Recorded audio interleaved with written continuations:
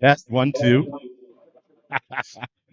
All right. Good evening, everybody, and welcome to Fame's Community Arenas. Mark Payne and Dave Standish up here in the booth getting ready to call one of two games going on right now. And we got the camera set up here. I got to work the camera too. Oh, what kind of a gig is this? I'll tell you what kind of gig it is. It's a really, really important cause. We're here for the T-Bird Cup. Welcome Dave Standish in here. We've got NHL players on the ice, former players, a great supporting cast around here for an excellent cause. I've been going around interviewing everybody to start with. The puck is now dropped. Dave, you're going to call this first game. I'll call the final, and we'll let you come into the broadcast. And with you all season. How are you? Yeah, I'm good, Mark. Thank you very much. And hi, everybody, right here on our JSA Sports YYC channel. And this is Team Positivity in the gray against Team Grits in the black. And a pretty good opportunity in the first few seconds. We're going to go 25 minutes per period. I'm assuming that's going to be running time. And we'll play an hour and 15, and then we'll have our championship game right here at goal after that in video number 2 of our double presentation here on our opening nights of this event. Now, I've got our first technical glitch here. Can you hear me? Oh, yeah, totally. I can't hear you. Okay, well, we'll work on kind of how these things go, the broadcasting world. And, of course, you and I, you can catch us all season long on Flow Hockey, on Flow Sports. Myself just finishing up the season with the U18 AAA Flames, and you were part of that broadcast system too. And next year, you're going to be able to find me in the junior leagues as well, with doing some color commentary work with the old Grizzlies. Of course, they're being taken over by a new ownership group, Mo Jamal, businessman here in Calgary, and Tyson Solinsky. Of course, he led the U18s CIHA team all the way to the Circle K Classic right here in Calgary. Of course, that's kind of our feature event, Dave, and you do several other broadcasts as well in the summer, so it's kind of probably different for you to be back inside the rink maybe, and obviously high school football on that list. What else have you been up to? Well, we've got some Rocky Mountain lacrosse, and going to be doing some baseball PA here in July for the Senior Little League playdowns. The National Championships coming up third week of July, literally the day after Stampede ends here in the city of Calgary. Again, the black team is Team Grit. The silver team is Team Positivity. And yeah, it is a little strange being a hockey rink in June, but these guys wouldn't want it any other way. Covering his defensive responsibilities. Looks like Olaf Borsman, the 16. That cross-ice pass doesn't connect. Looks like Todd LaFontaine is in the net. Team Grit's NHL player Jeff Schultz from the Washington Capitals. We'll have to get his number a little later on. NHL player for Team Positivity, Chris Kalanos. He's wearing number 33 for the silver. And there's a nice stop from the goaltender. 3 minutes into the matchup. Again, this is part of 2 of the 4 teams that are here this weekend for this event. They're playing in Rink 1, and the winner of that game will play the winner of this game. It's very strange, but we'll make it work. Trying to break out right to left. Connor McCallum looking for a centering pass. Can't connect to Nathan Wood, number 5. A couple of silver sticks got in the way of that one. Trying to find something behind the net. Patrick Rolison, number 7. He'll dig around. All the defenders got caught watching the puck. So pretty good pace out here so far. I've been pretty impressed with that. I actually played in this last year, Dave, and it was when I realized that I don't need to play anymore. I was kind of realized that being on the ice with some of these former NHL alumni, and it's a humbling experience. I did enjoy being in the dressing room, and I was down there again. Is now down the left-hand side. Team Grit comes back inside. But some of the big names down there, and there's even some others in the Calgary hockey community, and I'll bring one up right now. That's Greg Filipchuk, and he used to do a great tournament when I was growing up. We used to call it "Come Get Silly with Philly," but I was really good buddies with his younger brother, Tim Filipchuk. He was a longtime Calgary Royal, a great hockey player. And so it's not just these guys that are NHL players. We've got Calgary Buffaloes out there. We've got some younger players. We've got some people bringing out their kids this year. So kind of changing it up a little bit. A couple of the NHLers that aren't in part of this game right now. One is Chris Kalanos, of course, a former Calgary Royal, and he had a great career not only here in North America but also professionally in Europe. And so that's pretty excited to see him here. And Brad Ferentz as well. I mentioned he's now a firefighter here in the Calgary area. Just an awesome guy. I've gotten to know him the last few years. And yeah, terrific guy. Another guy who actually played with the Calgary Royals as well. So kind of bring a little segue back into our AHL world that we're so familiar with. So excited to be here, and we'd really like to just thank Patrick and Leslie for having us here to try to kind of do a little bit of a makeshift broadcast this year, and allow me to, humbly move on into retirement off the ice here. So it was fun to be part of this, but as you can see, the boys are snapping it around right now. And it goes back inside the zone, and some of the families out here, they've got the music playing the whole time as well. 19-19 and remaining in the first period, and I'll throw it back to my co-host and partner in crime, Dave Stanish. Yes, Ahmed, thank you very much. Yeah, we're trying to figure out. We haven't touched a lot of this equipment since March, so it's throwing us off a little bit. But again, pretty even pace, as you said, a very solid pace and determined pace. A lot of these players going to be double shifted or rotated through. I mean, CBS once again just said that they were out here. But we'll make this work one way or the other. Again, black team seem to have the territorial advantage. Number 3, we need a name for him a little bit later on, along with 10 for Team Grit, but we'll get all that figured out a little bit later. Again, throwing it in front, no luck between the hash marks. How about now? We'll keep trying here. There's a quick chance and a nice stop. The play just continues. The referee is going to blow the whistle all too often. Just the one ref out here. This is a strange one of the coolest things, Dave, here is, have you checked out one of the goaltenders' pads? And it's down here on Team Grit. You've got the rosters there in front of you. You're going to take through some of the names. But these purple pads, he has their True pads. True is a big name, and one of the goaltenders that wears True equipment is Connor Hellebuck, of course, named yesterday not only the Vezina Trophy winner, but were you surprised to see that he was named as the Hart Trophy winner for the most valuable player in the National Hockey League, Dave? As play continues, Dave's still trying to sort things out online here, and I'll take over the call here briefly.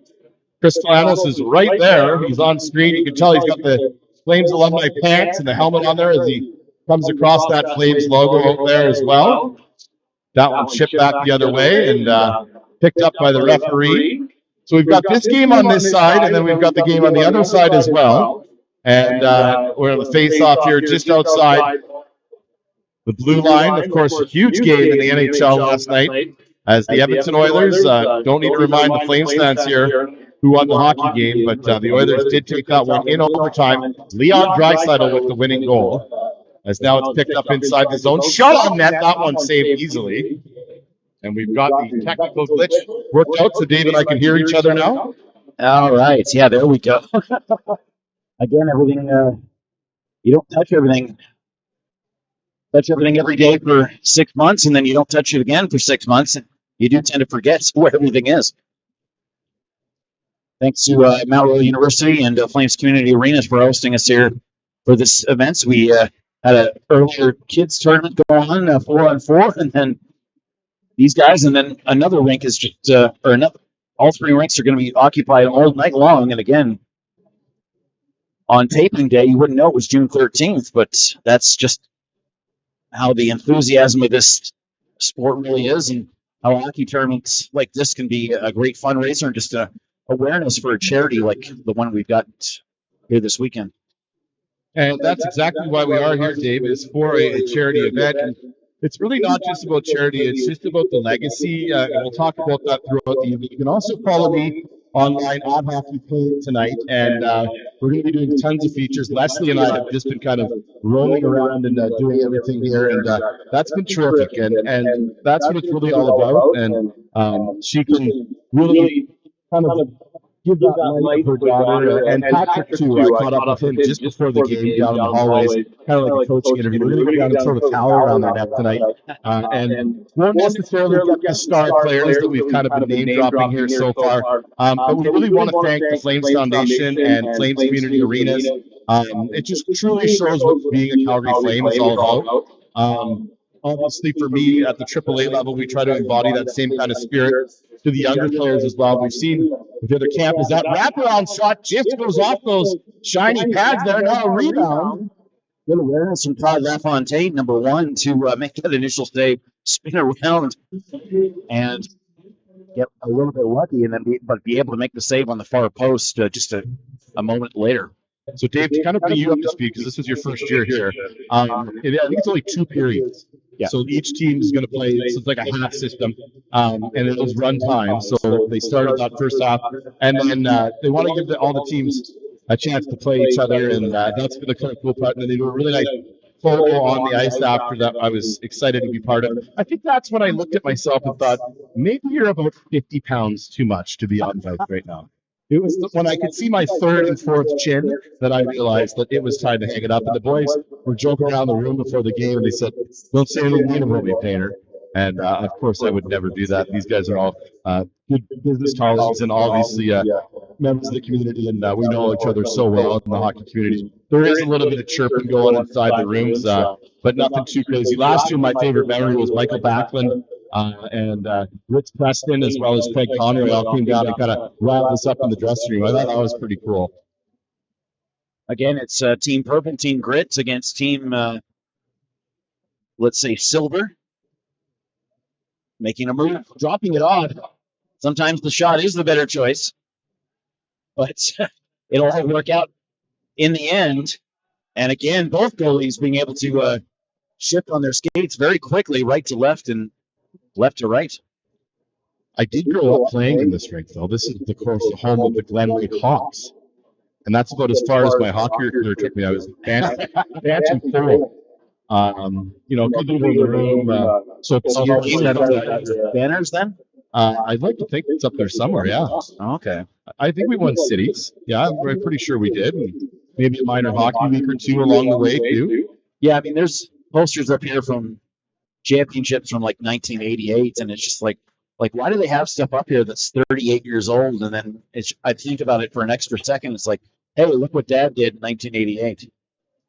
And I can show you kids and your grandkids. It's cool that some of these bloodlines out here tonight. And I talked to one of the players, Cohen, about that just before the game. Just how cool it is not only to play with his dad, that's out there in an actual hockey game. It's pretty exciting. And of course, some great uniforms that they wear. So they really make them feel like the pros. They've got the mats and the room for their skates. It's a great event. And too many men.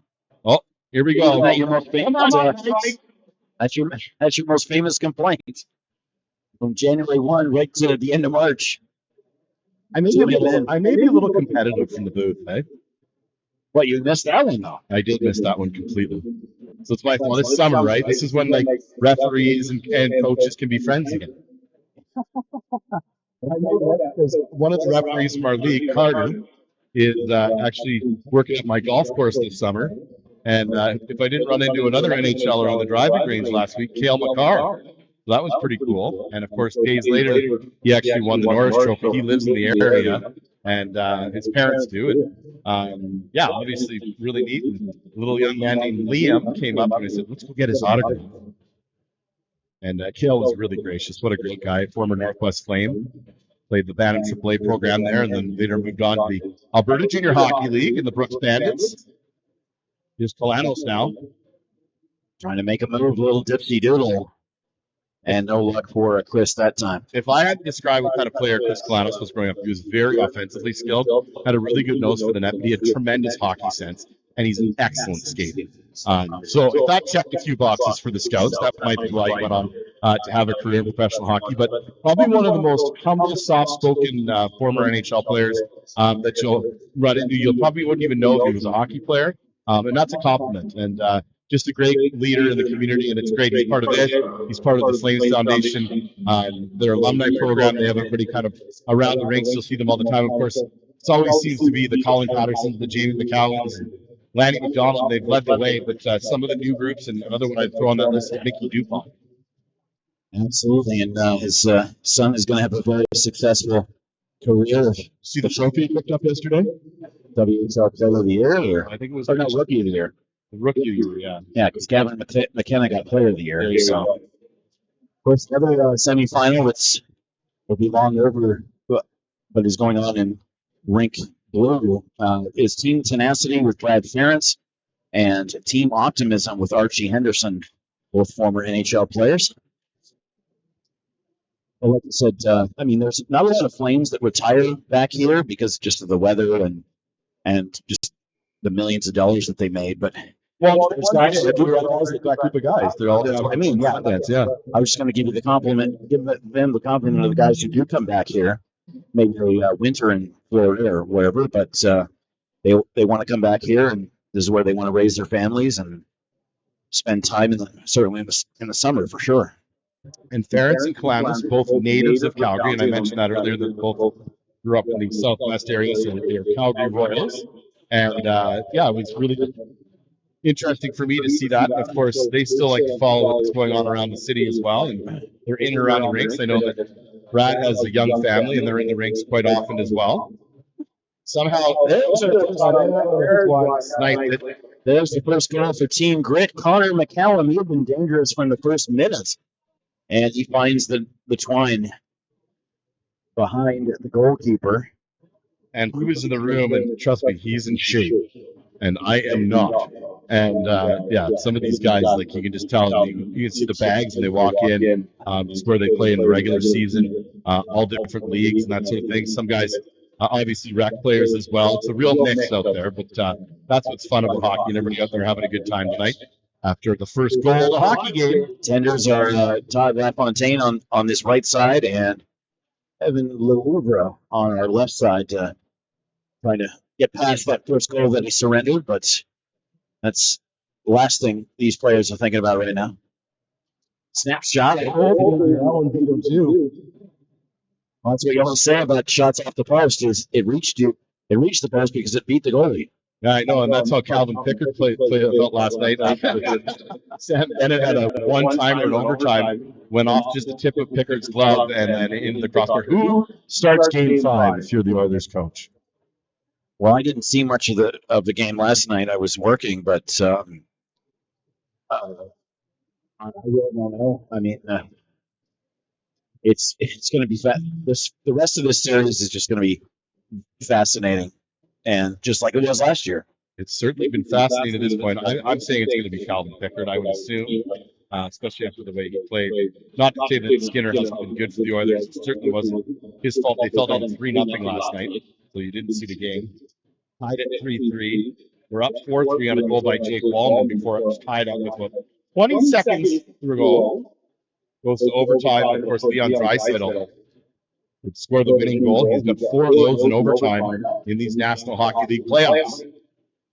McCallum again, that time trying to make the pass to Jukovez, number 12, and they're both hanging out in front of the slot area again right now. Jukovez will poke it ahead, and it'll go behind the net. So, Dave, we're recording this, and we're going to be going to post it. We're going to have to give the guys the link. The reason asking about the link, that's always the popular question around the rink. And so we'll be able to post this and they can watch it later. And we'll also have the features. I'll upload those as well on YouTube. So they'll be available for everybody as well. We're not just going to talk about hockey tonight. A lot of this is for kids' cancer care. And that's why Leslie is kind of going to be co-hosting with everything going on this evening. And she did a really nice piece just before the game. I was upstairs talking about some of the words, and they call the 8 superpowers that Tia had for the 8 years that she was with us. So she's passed now, and just a really great legacy piece. And this is just a event. It's sold out right away again this year. So it's something I'll be a part of moving forward forever. Rolfson with a quick opportunity. Now we'll go left to right for team positivity. And like you said, that's who my players play for all year, right? Team positivity. Sure, yeah, absolutely. Yeah, right. But obviously, grit, positivity, optimism, and tenacity certainly 4 great attributes of the player that we're honoring this weekend. And I'm going to assume purple was her favorite color. Yes, it was, and they've got a really neat rock painting section upstairs as well. And Leslie, I don't want to do justice. That was the crossbar. So beat the goalie again. It should be 3-0, Dave, but it's only still a 1-0 score. As that one just rings off the bar. Rolfson gets frustrated on both sides of the ice there. And keep an eye out for Jeff Schultz for Team Black as well. Jeff Schultz, of course, a Washington Capital, and a Lake Bonavista Vista resident, I believe. I have to ask him that. I always used to get him mixed up with his brother, and there's another Schultz from Calgary, Nick Schultz, played for the Minnesota Wild as well, and there's an Ian Schultz that was a star for the Calgary Hitmen, and I don't know if they're all related. So that's when I get mixed up all the time, and he walked right by me with his Washington Capitals bag as he came in through the rink. Here's Kalanos now. Well, he might put on a skating exhibition right now, making a move. Decides to drop it off. It's amazing watching these former pros. Like, they just kind of shut it down, and they're just like, look how fast he got that. And it's effortless. And it really shows you kind of how good the players they are, and they still are. And even though they're retired, I know for a lot of guys, they like to get out and get their legs moving in the summer. So it's kind of a fun thing to do. You walk in the rink, it's a beautiful day outside, as it was today in Calgary, and you go for a skate. And another one of my buddies out there tonight, Troy Hoffer. And if you need any promotional items and jerseys and that sort of thing, Troy Hoffer is your guy. That's Hoffer, and one of the nicest guys in the game. He does incredible work, and he did all the stickers tonight. He did all the jerseys. He did all the everything, really, anything promotional. And he's just a terrific guy. So, Troy, you're wonderful, and we really appreciate having you as part of the hockey community as well. And it's great. He said, I saw him in the lobby. I said, how's it going? He goes, I got to play hockey tonight. Kind of like say it again, right? Again, nice feeling in front. Kalanos knows who his teammate was. I was going to say he probably has no intention of scoring unless he has a completely open breakaway. We'll have to just see. He's been their main weapon so far in front, and a redemption save for Lelivre after giving up that first one, and like you said, those 2 off the post shortly afterwards. Kalanos is checking out my hat in the dressing room. I got the Flames Foundation hat. He goes, where do I pick one of those up? And of course, all the proceeds support Flames Foundation. And yeah, they are pretty sick lids. And actually, it was a former Flame, Mike Smith, the goaltender. He had a Kelowna version of this hat on, and I saw it in hockey school, and I'm going to be out there next week.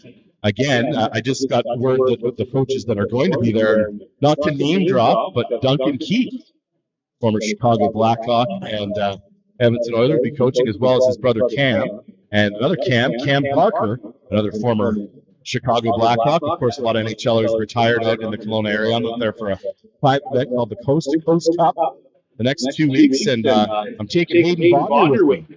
Bob Films. And he did a great job all year with the U18 Flames, and so we're going to have a little bit of a golf trip and some fun out there. I just got off the phone with Jason Haddad. His son is actually a draft pick of the Swift Curtain Broncos this year. That was pretty interesting, so I'm looking forward to seeing him as well and congratulating him on being drafted. And I have to tell him that the real world work starts on finale.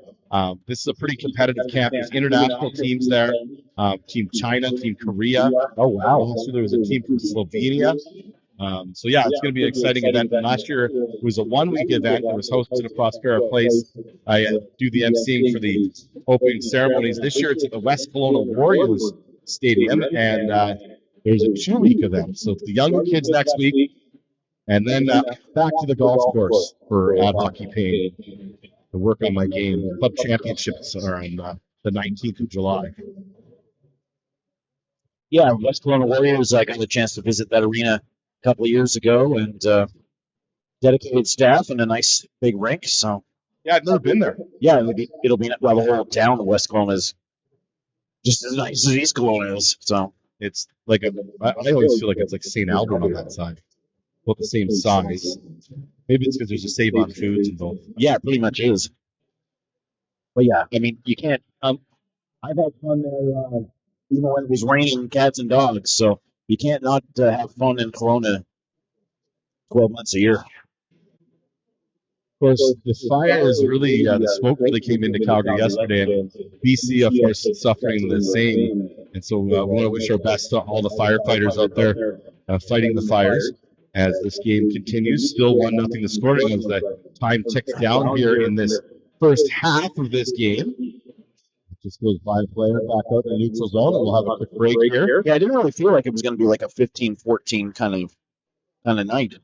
No, it's because they're such good hockey players. I do want to take you through some of the donors, and this is the reason why we're here.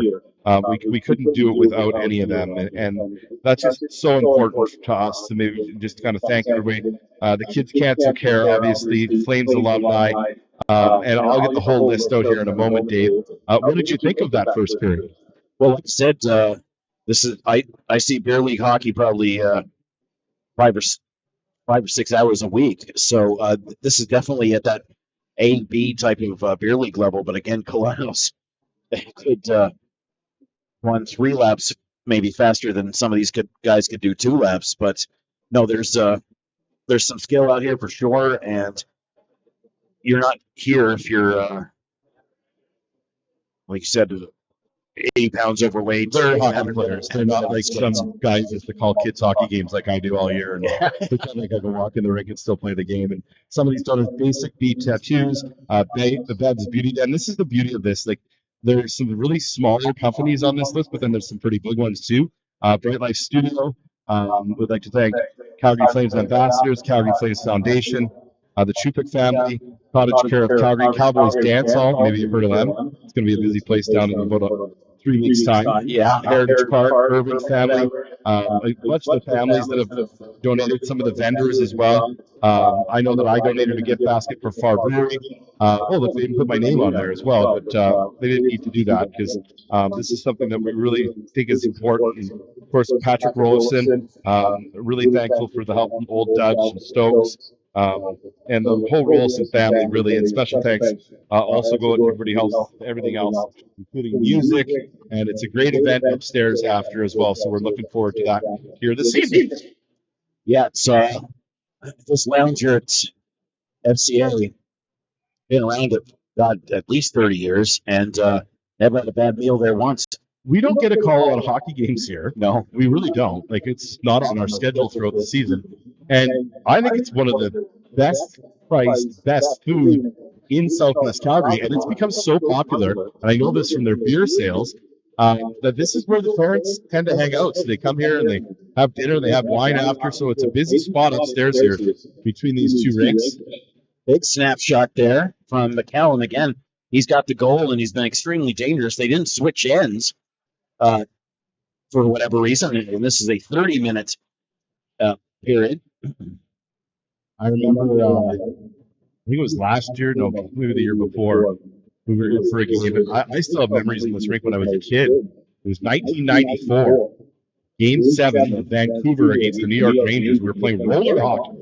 They keep the ice in here now. Of course, it's so busy. Yeah. But yeah, we played roller hockey. We had a little TV in the penalty box, and we were all watching that Rangers Canucks final. Perret and Messier, of course, names from the past. 94, yeah. Yeah, it was pretty great. And then even last night on the game, they were talking about some of the older names. And every time it's the Oiler game, they bring up names. They're talking about Charlie Huddy and Randy Gregg. And it's like, it's just amazing how they can tie the history together of the game. And of course, the history of the Calgary Flames here since 1981, after they moved the team up from Atlanta. There's some great leaders in the current Flames ilk, and of course, some of the legends of the past, like Lanny McDonald, and the laundry list of other players: Doug Gilmore, Tim Hunter. Of course, the Stampeders had their 80th anniversary celebration back about a week ago on, I believe, the exact date in 1945, and had a lot of incredible alumni from the past come and be honored, and then a couple more of them were given their notification that they were going into the CFL Hall of Fame back later in November. Again, you know who it is, Chris Galanos. He's always looking for the best pass. Such smooth skating. Saw him come through the neutral zone there. He comes in. It's just kind of effortless. Is the only way I can describe it. He's a lot taller than I remember too. Quinn Musgrove was his intended partner, but Quinn could not put the biscuit in the basket. Some great puns last night on Hockey Night. One of them, Ron McLean, slid in there. They're talking about the Stanley Puck, and they said that they named all the dogs after hockey dog names. And she goes, so another good one would be Pod Holtzky. Of course, a goal scorer for the Oilers last night. And it's silly Pud Colson, but was the Pod, and I thought that was pretty good. Always good with the puns. And of course, Gene Principe, no slouch either. And pretty exciting 3 games coming up there. The next one in Northern Alberta in oil country. When Musgrove trying to make a move, disrupted. Again, you can tell these guys aren't just out here for a rec skate and a beer afterwards up in the lounge. Otherwise, Musgrove had a clear direction straight to the net, but was disrupted by the defenders. And now they're going to get in Kalanos' way, but they'll make the pass, and the save is made. But Glenn Morey, 15 from Black was trying to make Kalanos think about it there, but he's done that a few thousand times and knew exactly what to do next.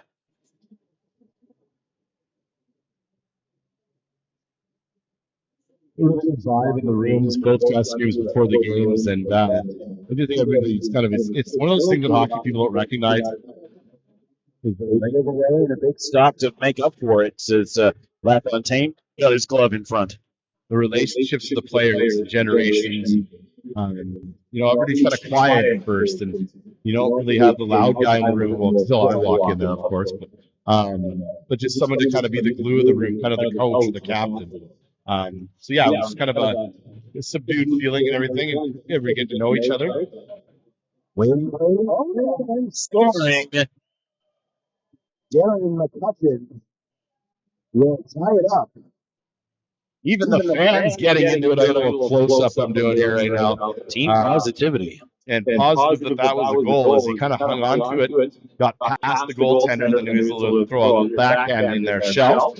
And that's the 1-1 goal. We're deadlocked here with 22:47 remaining. How often do you say that? I called some games for HN Live last week at the Eyes Hockey event down in Cardell. And all their halves, there's 32-minute halves. And I found the game and I was like, 25-12 remaining in the first. And this made no sense all day. I felt like I was calling it a football game with a hockey game. It wasn't stop time, and then the penalties were shootouts, so everybody would come out in one knee and then skate down the middle of the ice. And it was quite the event. So I still didn't get used to it. I called 7 hockey games with 32-minute halves, and I never got used to it once. Well, actually, the tournament that was going on here, the kids tournament that was going on, they had a system where they weren't calling penalties. It was on running time, but they were calling penalties, but it was just to lead it to a shootout at the end of the game after both clocks had run out on running time. So, like, if my team took 5 penalties, your team got 5 shootout opportunities. which I think is actually kind of a brilliant idea for a summer It is good. summer event. I think that's very smart. And you've got to keep it a little bit more fun, and you have to make changes like that in summer hockey. Not to say it's not competitive, but it needs to be. I did like that in the end. It's just when I was calling the game, I didn't realize that's how I was like, oh, we're gonna have a penalty now, and then there really wasn't a penalty, and that one goes down for an ice call. This was the point of the game here, Dave, as you're smashing a Powerade, where I kind of bonked. And if you never know the term bonk, that's when your body says, I don't want to do this anymore. And your mind says, I don't think you can do this anymore. And I had no socks on, I remember, because I didn't bring socks. So I had bare feet in my skates, kind of like Brett Hull used to like to have that one off the shoulder now because it's back out in the slot area. And I realized that, you know what? I don't think I'm going to play in this next year. I'm broadcasting. Here we are. Nathan Wood trying to go coast to coast as it disrupted, and now it'll be a breakout 2-on-2. Going the other way, this is Morey this time for sure. And James Lara is out there, number 16, along with Rod Vay, number 13. I find, Dave, that my career is on the right path. I was an okay player. I was a pretty decent coach, a much better broadcaster. Maybe this is just where I belong, and that's what Bill Peters always used to tell me down there at the University of Lethbridge. I should have just listened to him all along, I guess. That one just goes cross ice. Of course, Peters is friends with Rich Preston, and I'm sure Rich Preston will be around here this evening. He's a real character, and always fun to see him. Make sure that you don't tell him you're a Stampeders fan, because he is a huge Saskatchewan Roughriders fan. Trying to shimmy and shake Philip Chuck. His team's number 3, a little bit unlucky a couple of minutes ago. Yeah, the winner of this game will play straight away afterwards in our second broadcast, our second upload here on the channel against the winner of our other game going on in Rank B. And the loser of this game will play the loser of that game in a third place matchup on the Olympic rink at the home of the Mount Royal Cougars on Rink Blue. Nice takeaway. Trying to make a move. McCallum again. Fed it to a teammate. And Evan Lelibre is right into the play at this point, and both goalies have been challenged in the last couple of seconds. This is the fun part when you're in these games. So Kalanos came in there backwards. He was offside. That's what you're chirping. Hey, dude, you're offside. You got to keep these guys honest out there just because you play a little bit of pro hockey. And it was me last year, I called a penalty. I think it was too many men or something. Something like you would, classic coaching me, like just that, hey, that's too many. There was like, it's not that kind of event. That's not the vibe. It's not the vibe. He'll go all the way through and watch it deflect off of his skates again. McCallum, we've mentioned his name more than anyone else, and I don't know if he's been off the ice very often. They've each got about 13 players, so conservation on his eyes. Big deal. Kalanos again. I don't think he'll shoot until he has to. Jared Pollock was his intended pass partner that time. Excuse me, Lukasiewicz. Caden Lukasiewicz with the Grays and the Silvers, whatever you want to call it. I think Kalanos is wearing last year's jersey, but hey, well, I think him and I know Brad Parrots, I think they have NHL ones for them. Oh, okay. So I think that's a different one. The logo on the front is different. I did notice that on the other side. I might be, but there are some guys wearing previous year's jerseys as well. Well, the shirts, do they want to come back? Now the 12v12 battle on the other end of the arena. The other one I pulled off the one time in a charity game is the guy's chin strap is undone. Oh, yeah. Yeah, so I called the ref over and I said, hey, 22's chin strap is undone over there. Of course, come up the next period, the guy's chin strap done up. I skate over to him on the bench. I'm like, ref told you to do that up. And I realized it was Mason Raymond. Oh, jeez. Really? Like, you actually went and told the ref that my chin strap's undone? Hey, man. It's got to play the rules here, They loved it. They thought that was great. So that's a good one too. Trying to make sorry to Mason Raymond. Jason Barrett, a couple of nice moves there, digging his way through and forcing the goaltender to make a save on his left shoulder again to the left side. Loose puck crosses the goal line, but the goal mouth. And I just tried to get some perspective for people what it's like to be out there with guys that played that game we played. It was against the Flames alumni. I got on the ice with Plain Senate. and all of a sudden, I was on the ice, and Martin Jelena and Raymond were the two right and left wingers. Now we got an on-man break, quick shot, and it's off the boards on the far side. Nathan Wood trying to fool the defenseman, but put it wide right. Wood a second chance. It'll be knocked away from his possession, but only temporarily. Wood working with number 6 out there, trying to make something happen, and now it's a quick escape and a left to right transition, making a move again. McCutcheon couldn't get all the wood on it that he wanted, and these guys are going end to end, fast paced. The only way I can describe it was the fast pace of that game that I was in. It's kind of like stepping out of the middle of Deerfoot Trail on a Friday afternoon. And I got off the bench in 42nd shift, and my coach at the time says, "What position do you play?" And I said, "Center." That means I can go anywhere, and I'm off the ice already, so what does it even matter?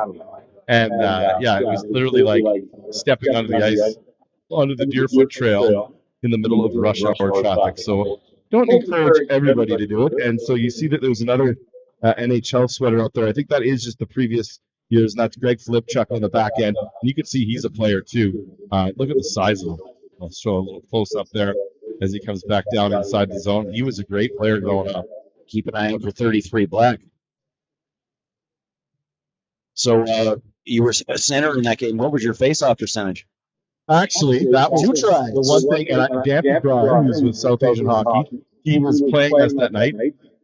I was actually 65% on the drops. Really? I played a great game, and you know what? The lady came out to me after the game, the banquet, and said to me, "Were you number 24?" And I said, "Yeah." And she goes, "You were the most exciting player to watch out there." And I said, "Well, why is that?" She goes, "It just seemed like you were trying a little bit harder than everybody else."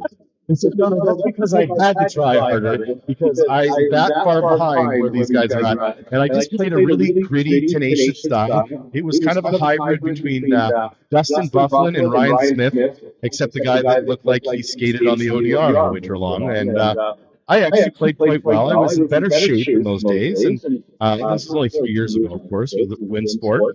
Another great event. And these charity games, it'll humble you. Oh, I'm sure it will. There's Marty Jelena. I don't even know how old he is. He's still in such good shape. The guy moves. You can just tell why he played so long, and still coaching, of course, the Calgary Flames as well. And he's just one of the nicest guys. But I was just like, I had just stars in my eyes the whole time. Yeah, except for a video review in 2004, he'd still be the only player in history to. It was in. Of course, it was to have scored the series-winning goal in all 4 series. No one else has come even close to that. I don't know if eliminated him with 3, but no one's come even close to going 4 for 4 in the 20 years since 21. So Patrick Rolston is wearing the number 7 in the other game, and we'll have those details for you here in a moment. I've been able to kind of jump off the camera here to go check out what the score of the other game is. Well, actually, he's listed in this game as on the grit team, on the black team. And so I think he is out there right now. Number 7. But I think he was on the other side to drop the puck before the game. They're a little confused there. Leslie and I went out and did the ceremonial puck drop. We're out there walking across the ice. Thankfully, nobody fell. She was laughing. Like, this is actually really dangerous. I don't like walking from the bench to the scorers table, and it's only about 4 feet. Probably not a bad idea for me to wear a helmet in the rink at all times now. Younger kids coming in to watch the game here as well in front of us. So more and more fans trickling in. Here comes Black down the other way. Trying to make a middle, but he will. Switching to the forehand. That's off. That's off Connor McCallum again. He's got the only goal, and that was very early in the first period. And I can imagine how competitive these last 12 minutes are going to be, trying to get the win.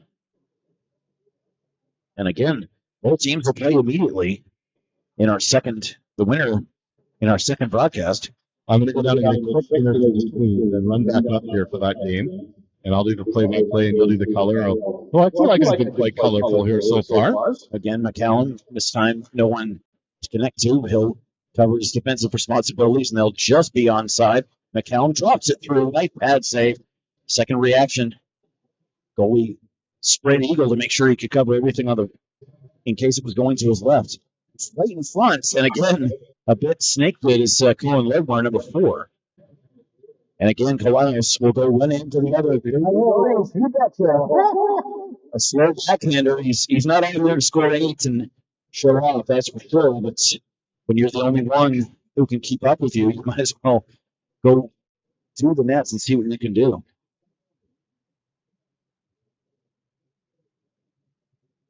Well, he played for a little while with the Flames, did he not? Yes, he did. He actually had 2 stints, I think, and one at the very end of his career as well.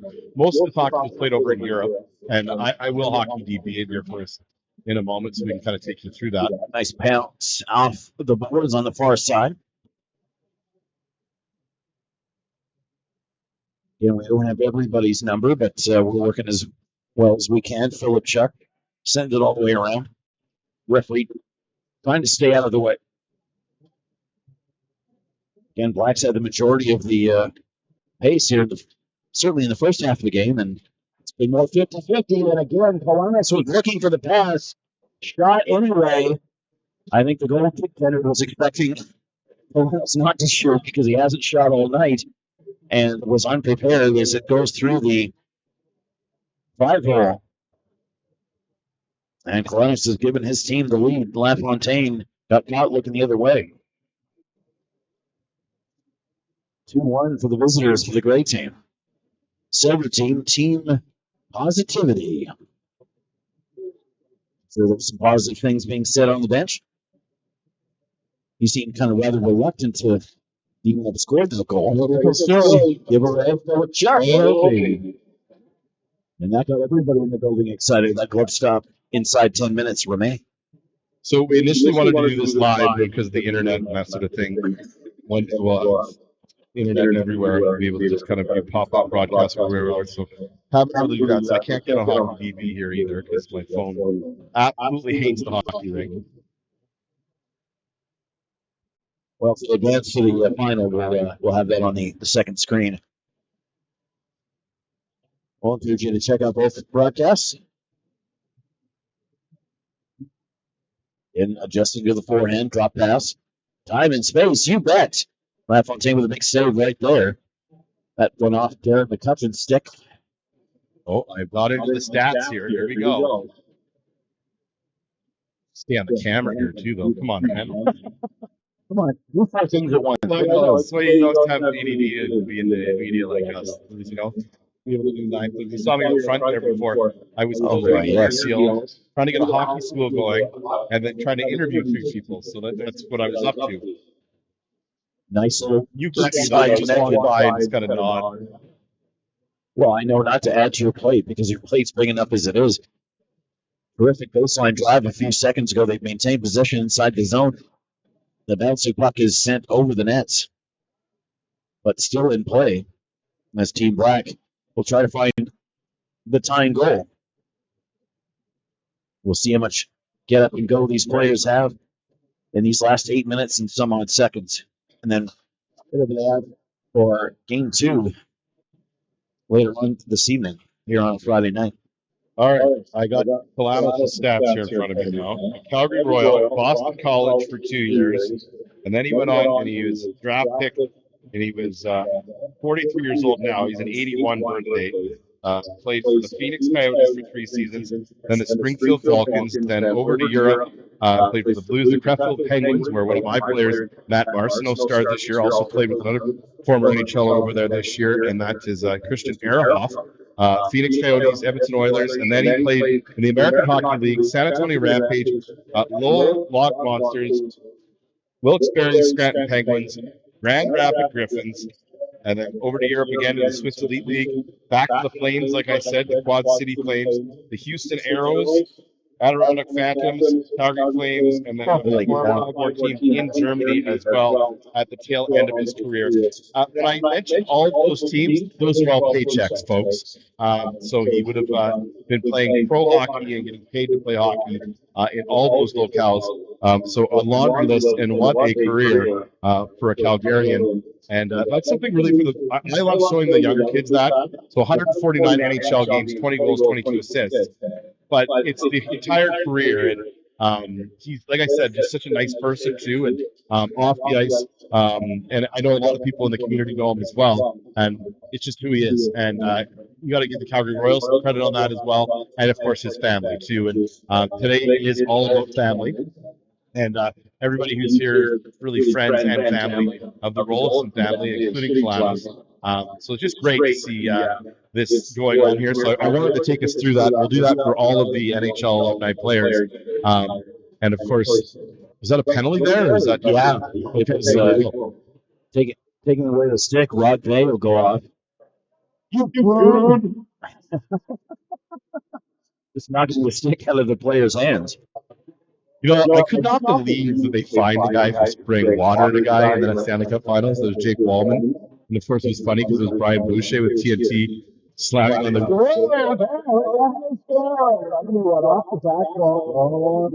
You're just sliding and they bang it home there. Nick Juvenile, number 9, pockets the power play goal in the strangest way you could ever imagine. And you can't really blame. There's lots of boards here at Flames Canadian. Oh my! This is probably the arena I've worked in the fewest times of all the major ones, and I never remember being the boards being that generous. That was incredible.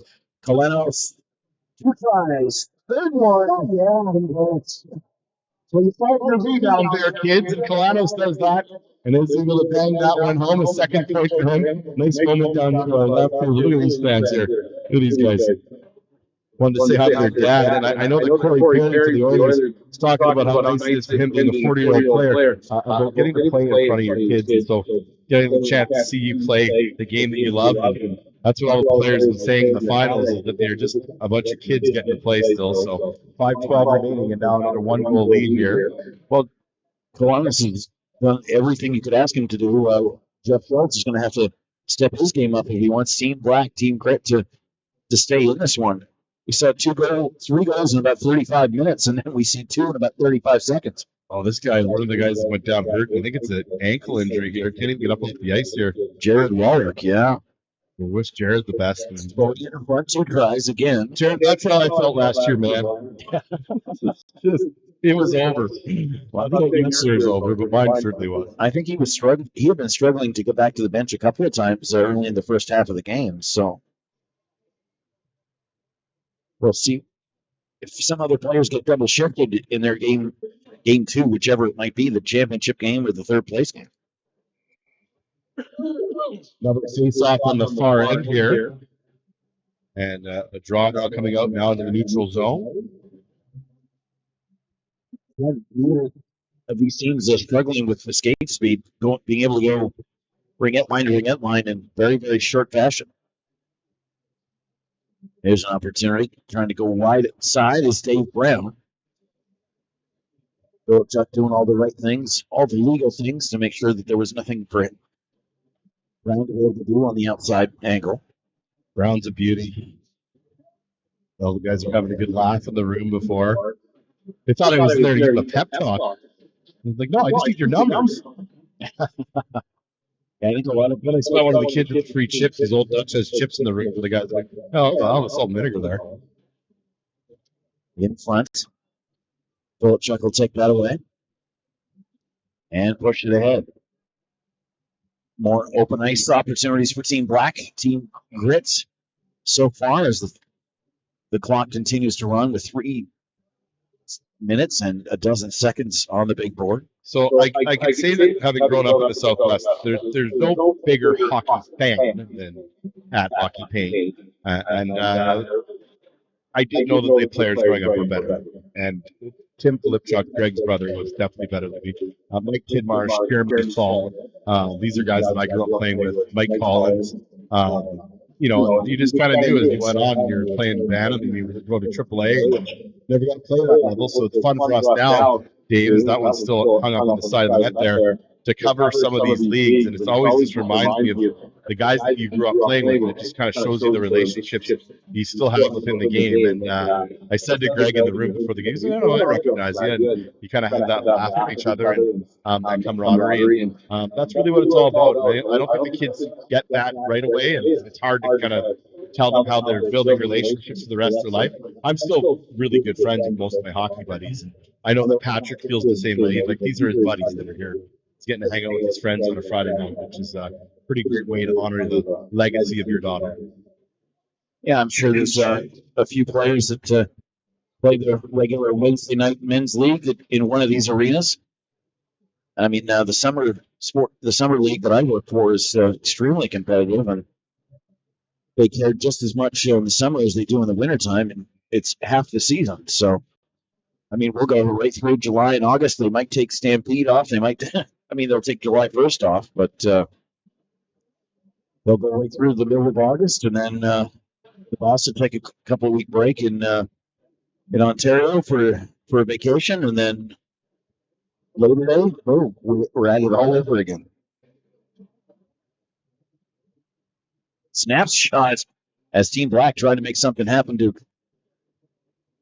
do anything to try to tie this one up. Kalanos with 2. He's out there on the defensive position on the right wing. Again, probably to get possession and send it down as quickly as he can, but we'll go with the other team. Last minute to play. Oh, sorry, that's not my job tonight. I covered the door. Makes him warm with a good look. Off the blocker of the goaltender, Evan Louvre. A bit unlucky, but again, Chris Kalanos, his teammate, canceled that out with about 20 seconds later. Team Black has pulled the goalie, and they should, they're going to stop the clock in the last minute. So you never had a chance to see my buddy Doug Wilson in action. U16 AA Bronx came over and he did the PA announcing for us in the final in the Pacific Regionals this year. Wow. He sounds like the old guy at Maple Leaf Gardens. Oh, yeah. It was just unbelievable. 30 seconds remaining. 30 seconds remaining in this matchup. Perhaps a little bit more if Team Black can tie this one up. But again, ground and pound. And the leader wants to throw up here. I want overtime. Team Black has been the last 10 minutes. And it's a little unlucky. Oh, that's my fault. The goalie's going to hate me there. It was tied up, and it is a 3-3 draw. What do we do now? Are they go to a shootout? Oh, I called that. That's my best call of the year right there, Standish. And it comes in one of the last games of the 24-25 season. So, Lolibro with a smile on his face, but he couldn't believe the angle and the deflection that one took. And neither can we, honestly, especially considering the previous goal that he had surrendered, took that crazy bounce off the boards right in front, and they were able to pounce on it. So you got to be good to be lucky and lucky to be good. But so far, Team Grit has been exactly that. Connor McCallum scoring in about the 3rd or 4th minute, and then 2 unexpected angles tie this one up. So there's 3 pucks laid out here, so I'm assuming this means there's going to be 3 shooters. Maybe all 3 going to go at the same time. And I still can't get over these slick pads that LaFontaine has. And we've got the fans up here too, so we're going to go from right, McCallum, and it's McCallum. This is the time where you don't want to waste your talent. Whistle's wide.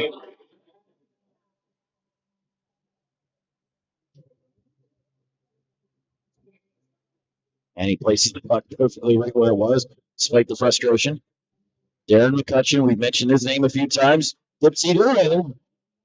Fake backhanded left, stuck with the forehand right, but LaFontaine was there. That's my move. I usually bury that one out. No, I don't. I don't have a move. I wish Sammy was here. He would have just kept me honest. Martin Fogle. Trying to go 5-0. Or Sam Thealove, one of our up-and-coming broadcasters. Another one I'd like to announce right now. Chris Klein is the new voice of the Airdrie Bisons next season. He called me yesterday. So congratulations to Kleiner, another second-year student that's been working with us. Play. Oh, I'm sorry. That's right, yeah. Colin Rudwar comes close. You're thinking the Okotoks Bisons. It's the Absolutely. That's exactly what I'm thinking of. Somebody's bearing one. They're going to play again in 15 minutes. It's been another game here. It's on the ice. Adam Carefoot. Oh! That sucks. That's not allowed. It's just like Florida. And he hears it, And look who's coming now. and he hears it from the opposite bench as he has to skate by them.